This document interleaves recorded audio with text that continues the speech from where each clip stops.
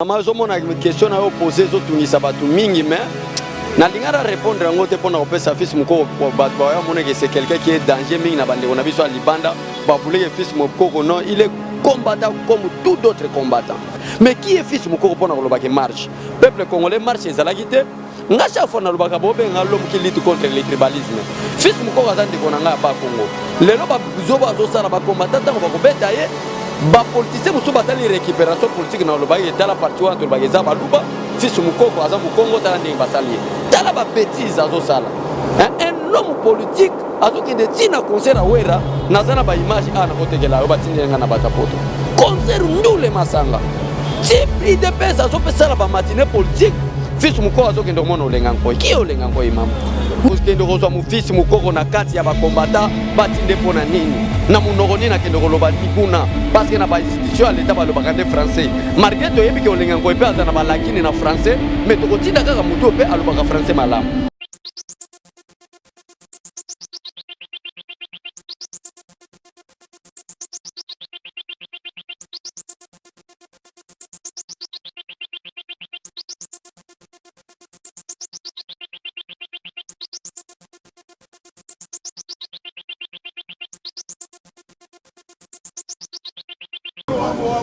Balandia Congo Live Télévision, merci Penza pour vos arrêts et belé à la chaîne YouTube de Congo Live. Le lot qui a Penza na kati ya siège à IDPS ko kuta na bongo na mwana mboka Bechole na Penza to lobelation actualité zo le kati ya IDPS to pe na mboka na biso Congo mbote shule. Mbote mama journaliste mbote na bande konyoso ba congolais ba o balinga IDPS peuple congolais nyonso bozana Lubumbashi Kasumbalesa Bozana ville nanga ya Kikwit Bandundu ville ba Congo partout c'est ça qui forme même la République démocratique du Congo na pesi bino nyonso mbote. Oui boni basangwa IDPS. Ouais IDPS ça va les partis au pouvoir to sali opposition pendant 40 ans maintenant on zamba sali grâce parce que si c'était la volonté des hommes Félix Tshisekedi n'allait pas être chef de l'État. Nzamba yoke biso mawalokola ndenga yoke la bana Israël.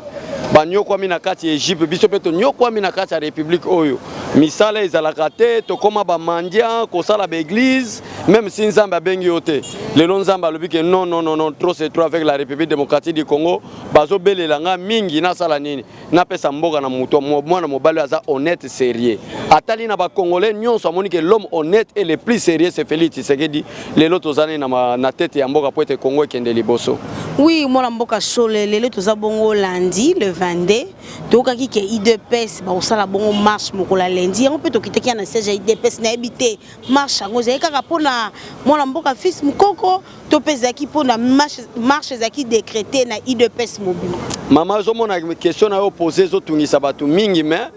Nalingara répondre en côté pour nous sa fils moko batu ba mona que c'est quelqu'un qui est danger mingi na bande on a vu sur Libanda babouler fils moko non il est combattant comme tout d'autres combattants mais le colosa moi si moko respectueux c'est que na respecter yo na répondre yo IDPS c'est ça le parti politique nous sauté IDPS c'était parti politique où ils ont un statut na règlement d'ordre intérieur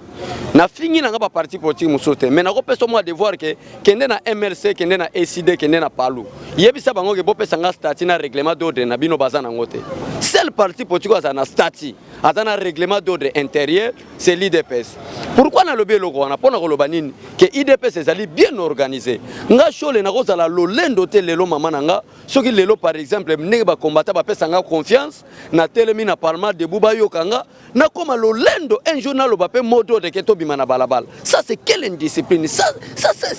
c'est je peux appeler ça c'est quelle éducation. L'IDPS c'est un parti politique bien hiérarchisé. Nous avons celui qui engage les partis maintenant c'est Augustin Kabuya. Soki na moni que secrétaire général Augustin Kabuya azo mema parti mabe mama na koleka na TV na oteke na pesa mot d'ordre na kokota na parti politique na biso IDPS na bi c'est le secrétaire général ndenge IDPS ezako kendeza boité mais jusqu'à présent Augustin Kabuya zo tambu sa parti kitoko Jean-Marc Kabund le président délégué zo tambu sa parti politique kitoko et mot d'ordre esengeli biso to bimana balabala oye ko engager IDPS esengeli signature uta na secrétaire général mais qui est fils moko pona koloba ke marche peuple congolais marche ezalaki te ngacha fona lobaka bobe l'homme qui lutte contre le tribalisme fils moko azande konanga ba Congo lelo ba zoba zo sala ba combattant ko ba ko beta ye ba politicien musu basali récupération politique na lobaki etala parti wana to lobaki za baluba fils mukoko aza mukongo tala ndenge basali tala ba bêtise azosala un homme politique azokende tina concert awera nazana ba image ana kotekela yo batindelenga na batapoto concert ndule masanga si IDPS azopesala ba matinée politique fils mukoko azokende komona olenga nkoyi ki olenga nkoyi mama. Oui papa na kati yote na ebité fils mukoko akende kokuta na bongo na mwana mboka olenga nkoyi azali président sensa kasi akendaki na invitation IDPS nde tindaki ye to pe kendaki ka yemo mama IDPS nano ko tinda mutu lokola fils mukoko te poto yebani ba compétence wana nazolo ba mutu nyonso azoyeba kende kotuna na IDPS toyebani ba compétence soki bazana posa kotinda mutu bakozwa mutu lokola fils mukoko te bakozwa pe ngai te po nga naza parlementaire debout IDPS eza bien hiérarchisé bakozwa ba cadre ya parti IDPS eza na président du parti par délégué Jean-Marc Kaboun IDPS eza na secrétaire général ya parti comme na Auguste Kabuya IDPS eza na secrétaire général adjoint chargé Ecofine comme na Eteni Longondo IDPS eza na secrétaire général adjoint chargé ya administration comme na Ribens Mikindu IDPS eza na secrétaire général adjoint chargé ya social comme na Mama Rose Boyata IDPS eza na ba département na ba secrétaire nationaux bakokende kozwa mu fils mukoko na kati ya ba combattant batinde pona nini na munoko nini akende koloba nikuna parce que na ba institution à l'état ba lobaka nde français malgré to yebi ke olenga nkoyi pe azana ba lakini na français mais tokotinda kaka mutu pe alobaka français malamu ozoland dès que azokende pe na olenga nkoyi pour avoir quoi parce que olenga nkoyi azalaki président Sensa conformément à l'accord ya Saint-Sylvestre. Et aujourd'hui, nous avons un président élu aux élections. À quoi sert encore Olenga Nkoyi? Pour faire quoi? On comprend que ezana diomo balingi babeta na kati wana pour to comprendre ngo il faut zala mwana Tshisekedi. Biso to comprendre ngo memwe to lobaloba ngo ezate pour ezala ko to sala fils mukoko alinga ko malokola azo créer ba base na ba réseaux sociaux pour batu batala gaming na otanga te to sur la politique. Oui, mwana mboka to mona ki ba IPPRD ba o ba benga ba on ba béret rouge. Après si ma déclaration et salamaki na mwana mboka fils mukoko to mona ba saki déclaration ba ba marché pelo mokola lundi balobi ke ba obimisa penda vérité des urnes bango bazana pour soutenir mwana mboka Fayulu bango bazwa pouvoir na bango Kabila zo pouvoir na makila to ebité donc moi nungu wana pendeza du yani mama soki bata pe perdre bazolo babongo donc eso pesa nga émotion na lingina bimisa ba terme mususu au moins par exemple mutazo tanga communiquer wana atiki mande fa pembe lokola Kabila comme na magi magie na ebiye malamu aza vrai kuluna soki tembe kende oluka ya tombola elamba azana mbeli babete kota na ndaka muto pa yiba biloko ozolanda lelo Félix Tshisekedi comme président de la République alinga lobake IDPS azui pouvoir kaka pona ba combattre te koluka ta ba magie magi wana ko pese musala pa zoza musala te avantiri alobi wana kutana na Kabila te akutana ta na mama Olive Lembe te avantiri azoloba wana akutana nde na Boshab akutani na ba Kalev o bazo pese moi $20 pour ça la déclaration biso moko to landi déclaration na téléphone nga so na muninga na shaumba azoloba ke tozana mbongo te. Donc mon frère, vous êtes très bien mal éduqué. Donc kolukate na bimisa babilo muso na télévision batba mona comme si Tshisekedi n'avait pas formé les gens. Nous sommes très bien formés dans le domaine politique. Toko défendre politique à IDP so banda lelo ti lobby mutakwe sabiso na sazate. Mais soko sota la parama bato bazo sala babere rouge wana. Ba uti wapi? Kabila zalaki na ANR. Kabila zalaki na armée, Kabila zalaki na la police. Quand même Kabila wana o bango bazo commissaire président biso totika la obenge président mais Félix Tshisekedi c'est un homme diplomate, un homme bien éduqué pour bien parler à bengue partenaire. Oui, pour na koloba ete mama ba bere rouge wana bazali ben discipliné. Bakutani na Monsieur Kabila te, bakutani moi encore te na mama Olive Lembe. Mais muto azo mema bango na ba aventure ezalinde Boshab na ba Alexis Tambwe Mwamba. Na quoi interpeller bino. Bozo bona te que état de droit de Jekoti. Talana na Sankour madame baza majorité. Mais baza incapable ko bimisa mende comme gouverneur. Menda leli alobi kutu ke no baso trahir ngai eza bande konanga ya FCC. Mais Kabila azala visionnaire. Félix Tshisekedi aza bien éduqué. biso bano tozolanda ye tozala bata boyete mais oya touché Félix Tshisekedi quelle que soit grandeur na yo maman Félix Tshisekedi eza muto kasaya ngana muto bandundu mais Dieu l'a appelé pour délivrer toute la République yango chaque fois n'interpella même bande ko na biso kasaya que même oza muluba ko bulete Félix Tshisekedi eza président baluba président bangala yebana président bata bandundu yebana président bata Équateur yebana partout batanga yebana mais Félix Tshisekedi eza président provincial te Félix Tshisekedi eza président national ou azo so charge ya Nord Kivu Sud Kivu bandundu ba Congo partout yango oya ko toucher ye 60 autres fani anzala to koma ba mandia mutu nyonso akosala émission na réseaux sociaux bana poto pona nini po ayebi peke na poto kuna batindele mbongo yango tolingi message wana ezala cessé peuple congolais se prendre en charge abima na tongo akende ko travailler po ete asala musala il n'y a qu'une seule personne akoki kopesa musala wana c'est Félix Tshisekedi yango tolobake quiconque osera toucher Félix Tshisekedi en tout cas kokuta na biso na banzela na ye. Oui, mwana mboka Bechole mikolo leki penza tomonaki ye moko président de la République Félix Antoine Tshisekedi akitaki penza na ville Kinshasa ko sala bongo ronde ya ba travaux o ya saute de mouton e bande ko salema ya solo penza ba travaux na ekipo na elongo na mo ba embouteillage kasi ba embouteillage e salama ki penza na ville Kinshasa président monaki lokola musale so sama malamu te ye moko akitaki na yo penda Chole ndenge président tambolaki de tongo tipo ko tala ba travaux pour na souci kaka ya population na ekoko lo bani na likambo maman et ça la kinga émotion tant au président république akiti na université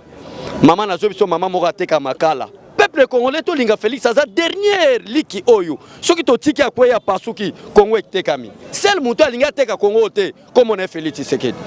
donc maman tango président république akiti na compte ya ko tala ba chantier ndenge ni ozokende akomi na université apesi maman moko bo azoteka makala président république alati gante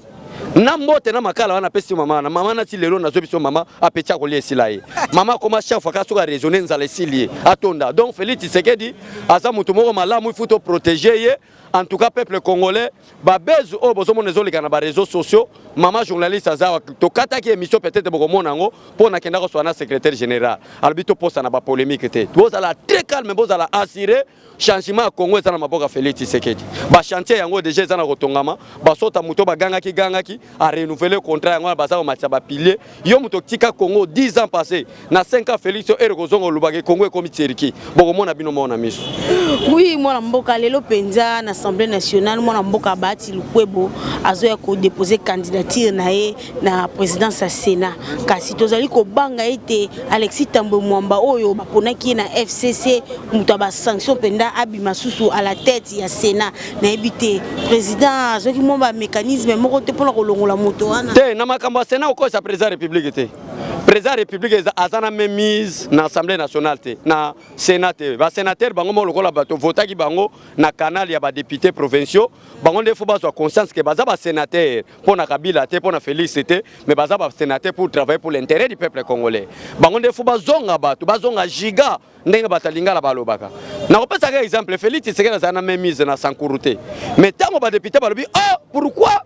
tokotika kaka ta toza majorité mais à Lambert Mende aza aventuré to voter kaka aventuré balobi non non to voter un homme sérieux ba voter ya wana lelo moi to sangisa président république na bureau ya Sénat zate bureau ya Sénat batu batiaka bango eza président république te eza nde ba sénateur bango moko na ko interpréter ka conscience ba sénateur wana ke bozwa par exemple ya via André Kimbuta aboki na ba réseaux sociaux aibisi Alexis Tambwe Mwamba Alexis Tambwe Mwamba vous devez faire beaucoup attention parce que yo za aventuré nga cette fois-ci le kola na teka mboka na lingi na voter soit aventuré te funa voter un homme honnête c'est lo André Kimbuta un homme honnête eza nde bati lukwebo même ngai pe na za so na za sénateur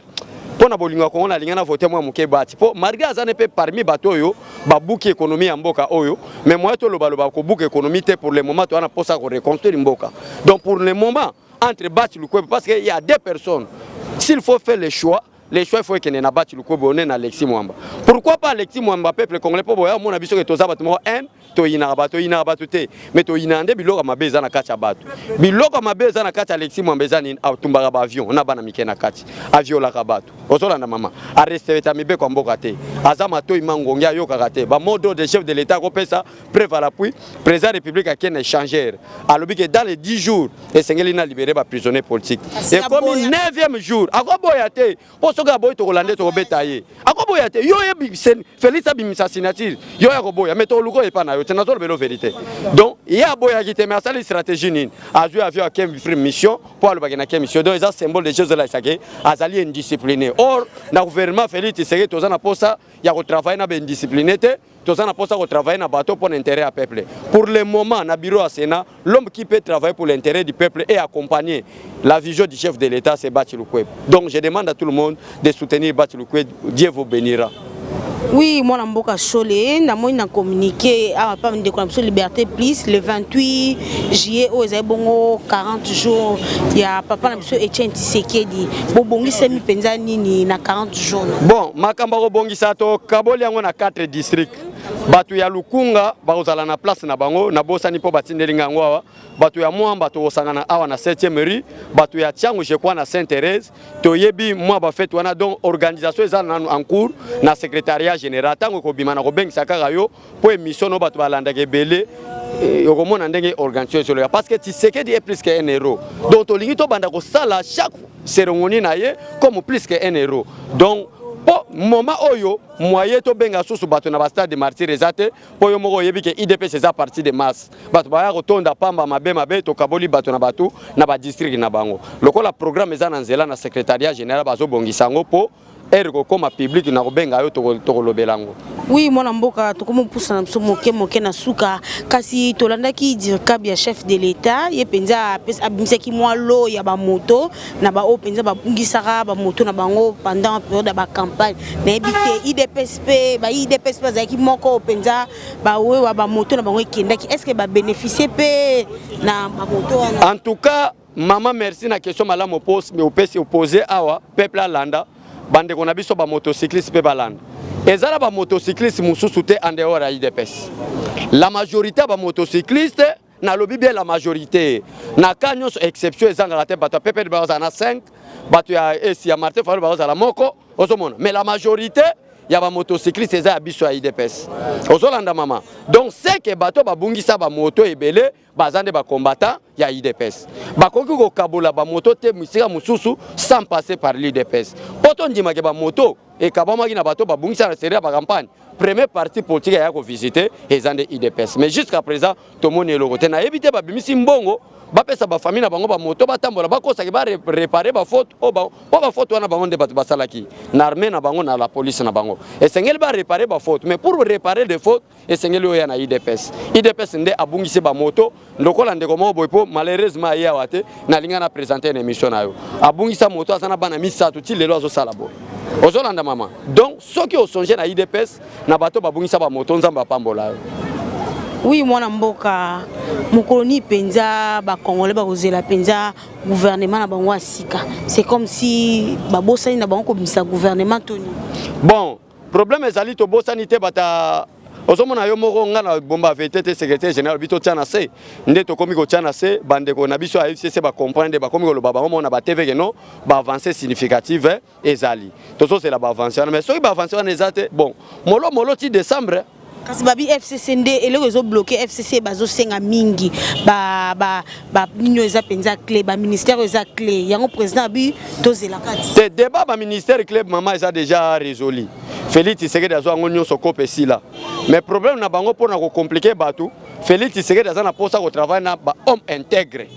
ozomona problème maintenant peuple congolais et il y a problème d'homme Bobo sanate message à Félix Tshisekedi avant comme président de la République na Béatrice. Alors le Congo a tout, ba diamant, ba nyonso, ba minerai, richesse nyonso ça. Mais quel est le problème pour le Congo? C'est l'homme congolais. L'homme, c'est l'homme qui est au centre. Na programme à Félix Tshisekedi. Il y a l'homme qui est au centre na programme Félix Tshisekedi. Azara pour ça les hommes aussi intègres comme lui. Moi je suis intègre. Je dois travailler avec des hommes aussi intègres. Mais la majorité, il y a FCC, la majorité dans le bien, ce sont des voleurs, des escrocs. Et on a Félix Tshisekedi a travaillé, n'a pas volé.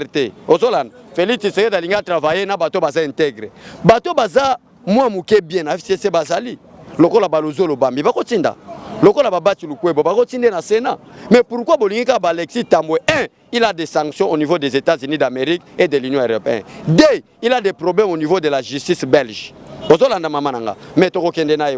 Donc, bo sala nyonso possible na kati ya FCC parti politique ezaka PPRDT ba AFDC pe ezana mwa bato na bango ozolanda boluki mwa ba jeune garçon ya bien pour Félix Tshisekedi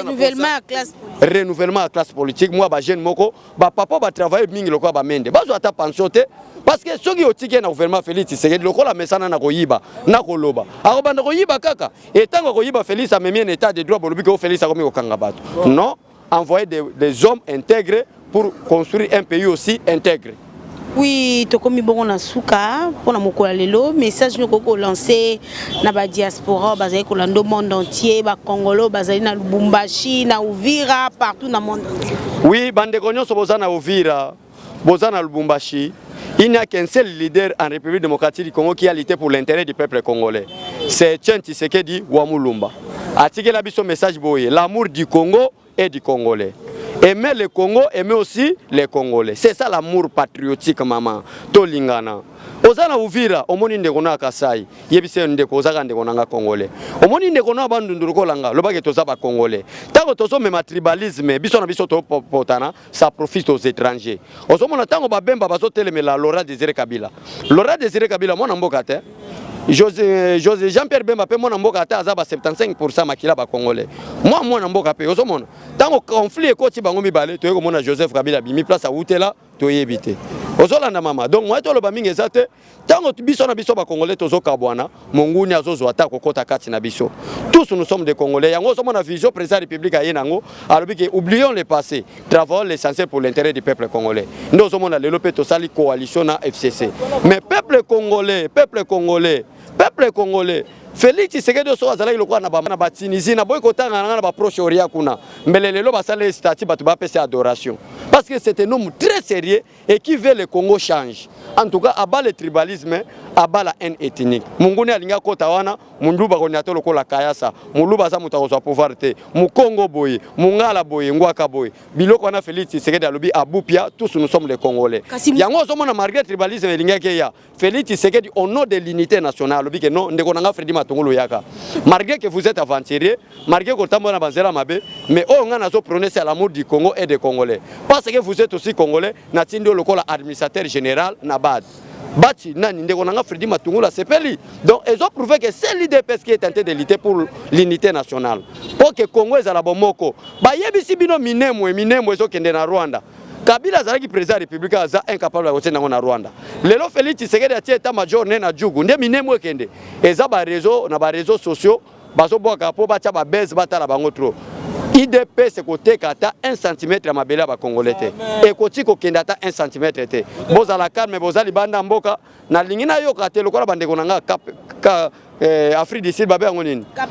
Cap Town ba yebsinga benga mama na biso Congo live. Bon ça les missionnaires bobo rappelle que nous na Cap Town kuna ba combattant basé belé mais la muke kufa nango na lingi na